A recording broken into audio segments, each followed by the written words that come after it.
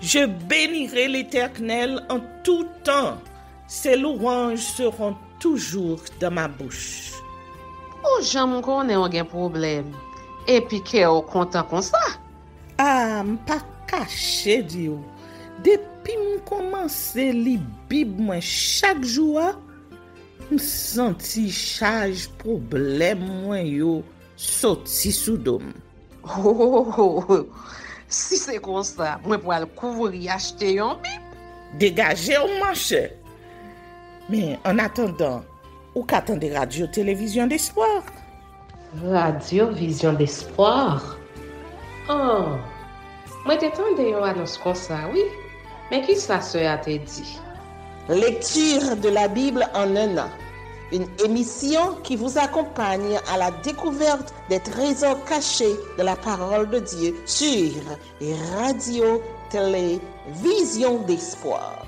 Chaque jour de 11h à 11h30 du matin, excepté mercredi 5h30, 6h de l'après-midi, samedi 7h30, 8h du matin, avec les sœurs Chantal Saint-Hubert, Claude Louis Orisma et votre servante Maudeline Maurice Hilaire.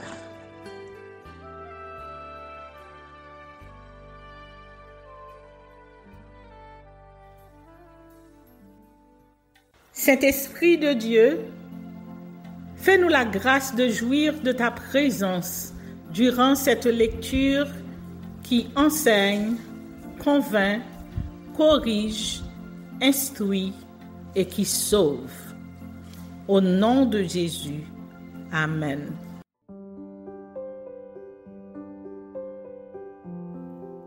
Juge chapitre 10. Tola et Jaïr juges en Israël. Après Abimelech, Tola, fils de Pua, fils de Dodo, homme d'Issachar, se leva pour délivrer Israël. Il habitait à Shamir, dans la montagne d'Éphraïm. Il fut juge en Israël pendant 23 ans. Puis il mourut et fut enterré à Shamir. Après lui, se leva Jaïr, le Galaadite, qui fut juge en Israël pendant 22 ans. Il avait 30 fils qui montaient sur 30 ânons et qui possédaient 30 villes appelées encore aujourd'hui bourgs de Jaïr et situées dans le pays de Galaad. Et Jaïr mourut et fut enterré à Camon. Jephthé, juge en Israël. Les enfants d'Israël firent encore ce qui déplaît à l'Éternel. Ils servirent les Baals et les Astartés, les dieux de Syrie, les dieux de Sidon, les dieux de Moab, les dieux des fils d'Amnon et les dieux des Philistins. Et ils abandonnèrent l'Éternel et ne le servirent plus. La colère de l'Éternel s'enflamma contre Israël, et il les vendit entre les mains des Philistins et entre les mains des fils d'Amnon. Ils opprimèrent et écrasèrent les enfants d'Israël cette année-là, et pendant 18 ans, tous les enfants d'Israël qui étaient de l'autre côté du Jourdain, dans le pays des Amoréens, en Galaad. Les fils d'Ammon passèrent le Jourdain pour combattre aussi contre Juda, contre Benjamin et contre la maison d'Éphraïm. Et Israël fut dans une grande détresse. Les enfants d'Israël crièrent à l'Éternel en disant: « Nous avons péché contre toi, car nous avons abandonné notre Dieu et nous avons servi les Baals. » L'Éternel dit aux enfants d'Israël: « Ne vous ai-je pas délivré des Égyptiens, des Amoréens, des fils d'Ammon, des Philistins? Et lorsque les Sidoniens, Amalek et Maon vous opprimèrent et que vous criâtes à moi, ne vous ai-je pas délivré de leurs mains?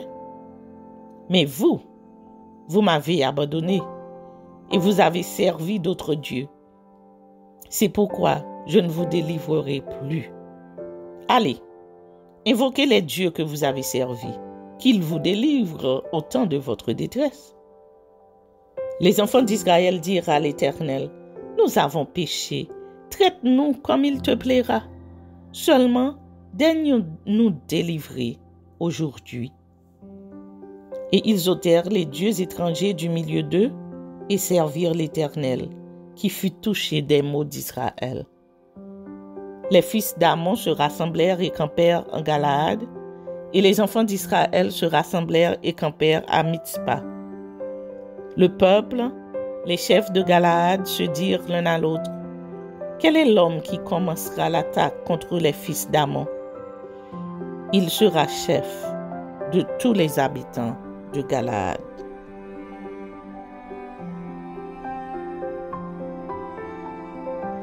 Juges, chapitre 11. Jephthé, le Galaadite, était un vaillant héros. Il était fils d'une femme prostituée et c'est Galaad qui avait engendré Jephthé. La femme de Galaad lui enfanta des fils qui, devenus grands, chassèrent Jephthé et lui dirent, « Tu n'hériteras pas dans la maison de notre père, car tu es fils d'une autre femme. » Et Jephthé s'enfuit loin de ses frères, et il habita dans le pays de Tod. Des gens de rien se rassemblèrent auprès de Jephthé, et il faisait avec lui des excursions.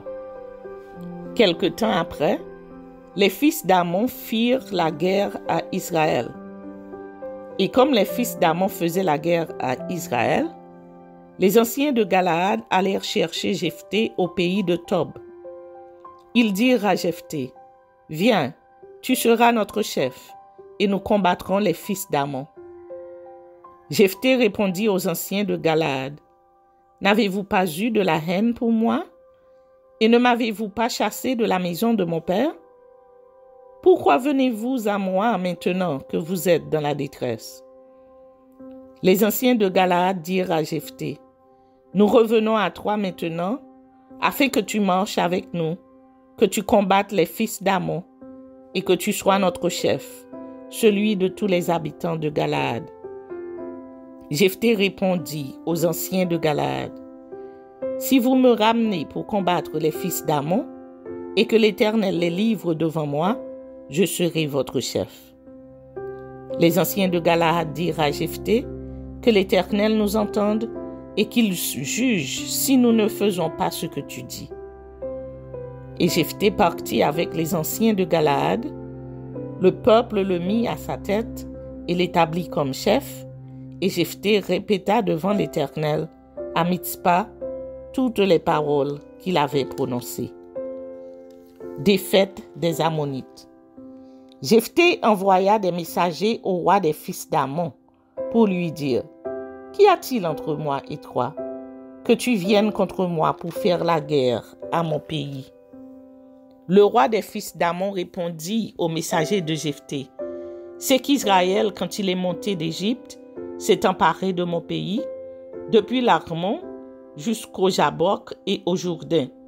Rends-le maintenant de bon gré. » Jephthé envoya de nouveau des messagers au roi des fils d'Amon pour lui dire, « Ainsi parle Jephthé, Israël ne s'est point emparé du pays de Moab, ni du pays des fils d'Amon. Car lorsqu'Israël est monté d'Égypte, il a marché dans le désert jusqu'à la mer Rouge, et il est arrivé à Kadès. Alors Israël envoya des messagers au roi d'Édom pour lui dire, « Laisse-moi passer par ton pays. » Mais le roi d'Édom n'y consentit pas. Il en envoya aussi au roi de Moab qui refusa, et Israël resta à Kadès. Puis il marcha par le désert, tourna le pays d'Édom et le pays de Moab, et vint à l'orient du pays de Moab. Ils campèrent au-delà de l'Arnon, sans entrer sur le territoire de Moab, car l'Arnon est la frontière de Moab. Israël envoya des messagers à Sihon, roi des Amoréens, roi de Hesbon. Israël lui dit, « Laisse-nous passer par ton pays jusqu'au lieu où nous allons. » Mais si on n'eut pas assez confiance en Israël pour le laisser passer sur son territoire, il rassembla tout son peuple, campa à Jahatz et combattit Israël. L'Éternel, le Dieu d'Israël, livra Sihon et tout son peuple entre les mains d'Israël, qui les battit. Israël s'empara de tout le pays des Amoréens, établis dans cette contrée. Ils s'emparèrent de tout le territoire des Amoréens, depuis l'Arnon jusqu'au Jabbok et depuis le désert jusqu'au Jourdain. Et maintenant que l'Éternel, le Dieu d'Israël, a chassé les Amoréens devant son peuple d'Israël, est-ce toi qui aurais la possession de leur pays? Ce que ton Dieu Kémosh te donne à posséder, ne le posséderais-tu pas? Et tout ce que l'Éternel, notre Dieu, a mis en notre possession devant nous, nous le posséderions pas? Vaux-tu donc mieux que Balak, fils de Tsippor, roi de Moab? A-t-il contesté avec Israël ou lui a-t-il fait la guerre? Voilà 300 ans qu'Israël habite à Hesbon et dans les villes de son ressort, à Aroër et dans les villes de son ressort, et dans toutes les villes qui sont sur les bords de l'Arnon. Pourquoi ne les lui avez-vous pas enlevés pendant ce temps-là? Je ne t'ai point offensé, et tu agis mal avec moi en me faisant la guerre. Que l'Éternel, le juge, soit aujourd'hui juge entre les enfants d'Israël et les fils d'Amon. Le roi des fils d'Amon n'écouta point les paroles que Jephthé lui fit dire. L'esprit de l'Éternel fut sur Jephthé. Il traversa Galaad et Manassé. Il passa à Mitzpé de Galaad, et de Mitzpé de Galaad, il marcha contre les fils d'Amon. Jephthé fit un vœu à l'Éternel et dit: si tu livres entre mes mains les fils d'Amon, quiconque sortira des portes de ma maison au-devant de moi, à mon heureux retour de chez les fils d'Amon, sera consacré à l'Éternel, et je l'offrirai en holocauste. Jephthé marcha contre les fils d'Amon, et l'Éternel les livra entre ses mains. Il leur fit éprouver une très grande défaite, depuis Aroër jusque vers Mitznith, espace qui renfermait 20 villes, et jusqu'à Abel-Kéramais, et les fils d'Amon furent humiliés devant les enfants d'Israël. La fille de Jephthé. Jephthé retourna dans sa maison à Mitzpah, et voici sa fille sortit au-devant de lui avec des tambourins et des danses. C'était son unique enfant. Il n'avait point de fils et point d'autre fille. Dès qu'il la vit, il déchira ses vêtements et dit: ah, ma fille, tu me jettes dans l'abattement. Tu es au nombre de ceux qui me troublent. J'ai fait un vœu à l'Éternel et je ne puis le révoquer. Elle lui dit: mon père, si tu as fait un vœu à l'Éternel, traite-moi selon ce qui est sorti de ta bouche. Maintenant que l'Éternel t'a vengé de tes ennemis, des fils d'Amon. Et elle dit à son père: que ceci me soit accordé. Laisse-moi libre pendant 2 mois. Je m'en irai, je descendrai dans les montagnes et je pleurerai ma virginité avec mes compagnes. Il répondit: va. Et il la laissa libre pour 2 mois. Elle s'en alla avec ses compagnes et elle pleura sa virginité sur les montagnes. Au bout de 2 mois, elle revint vers son père et il accomplit sur elle le vœu qu'il avait fait. Elle n'avait point connu d'homme. Dès lors s'établit en Israël la coutume que tous les ans, les filles d'Israël s'en vont célébrer la fille de Jephthé. Le Galaadite, 4 jours par année.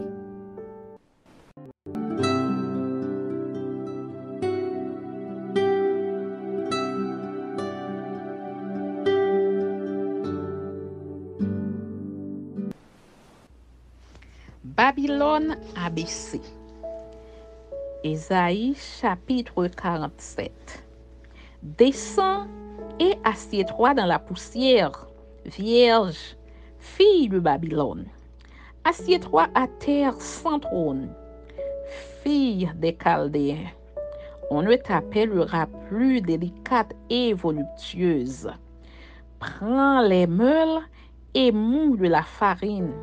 Ôte ton voile, relève les pans de ta robe, découvre tes jambes, traverse les fleuves. Ta nudité sera découverte et ta honte sera vue.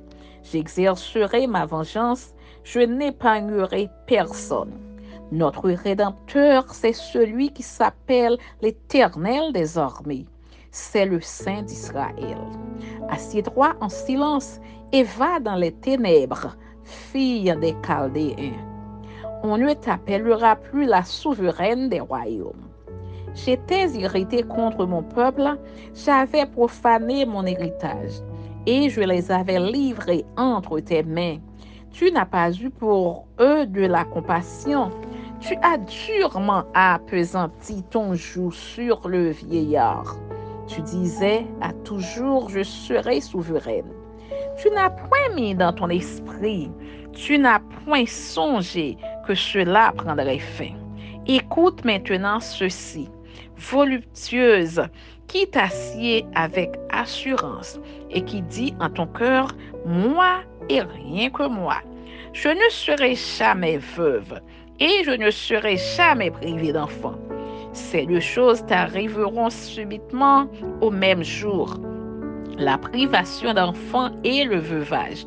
Elles fondront en plein sur toi, malgré la multitude de tes sortilèges, malgré le grand nombre de tes enchantements.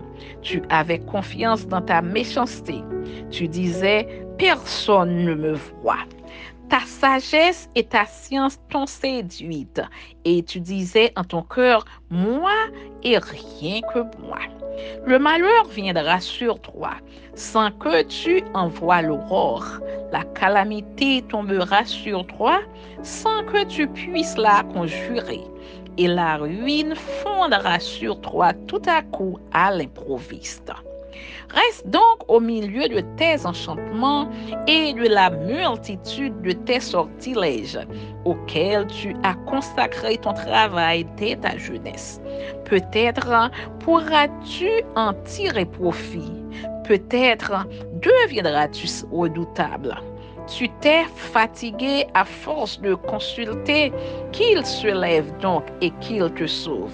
Ceux qui connaissent le ciel, qui observent les astres, qui annoncent d'après les nouvelles lunes ce qui doit arriver. Voici, ils sont comme de la paille, le feu les consume, ils ne sauveront pas leur vie des flammes. Ce ne sera pas du charbon dont on se chauffe, ni un feu auprès duquel on s'assied. Tel sera le sort de ceux que tu te fatiguais à consulter. Et ceux avec qui tu as trafiqué dès ta jeunesse se disperseront chacun de son côté. Il n'y aura personne qui vienne à ton secours. Amen.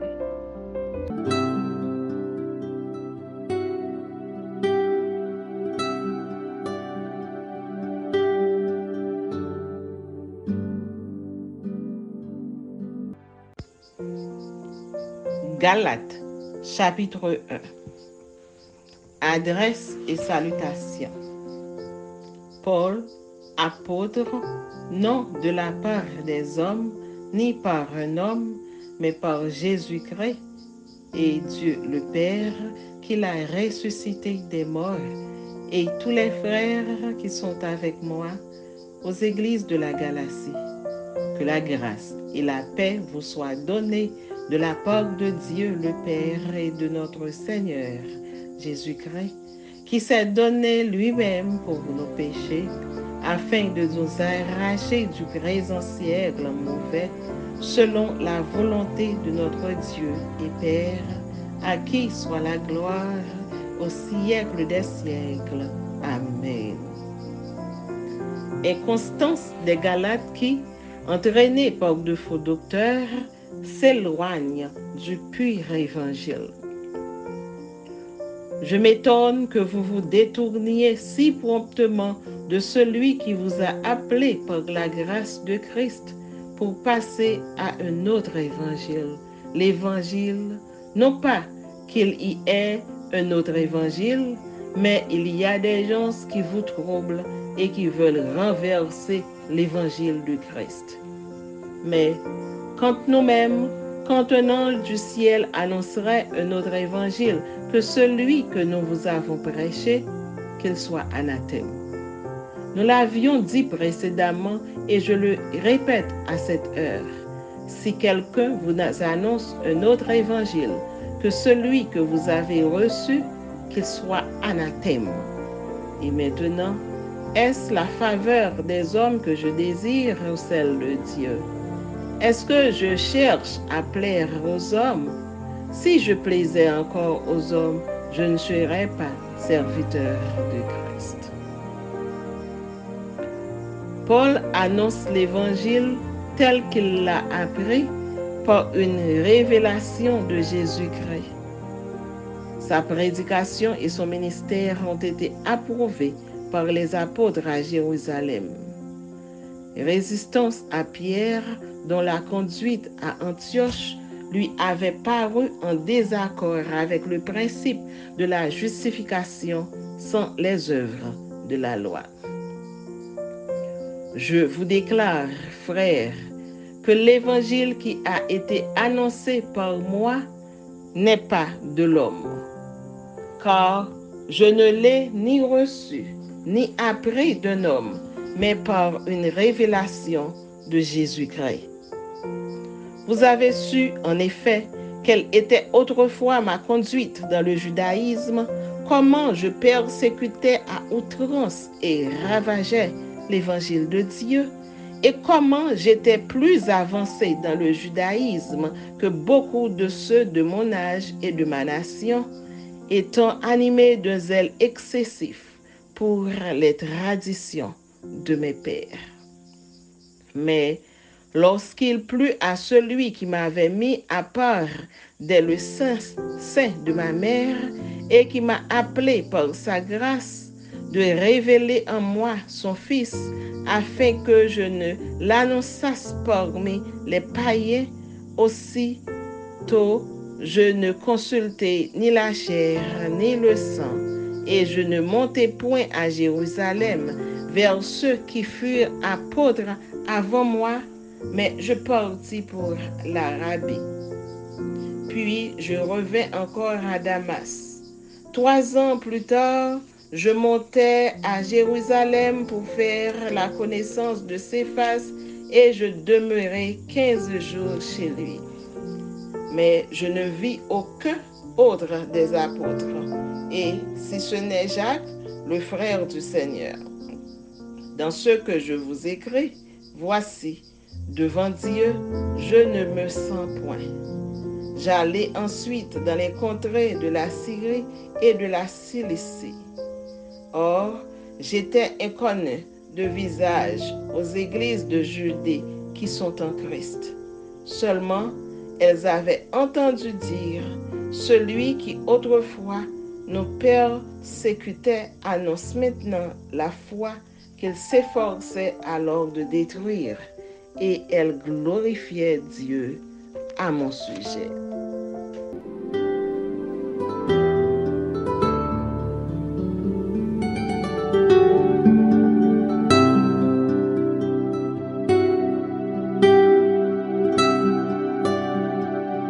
Merci Seigneur de nous donner le discernement dans la lecture de ta parole, que nous y prêtions attention afin d'appliquer notre cœur à la sagesse.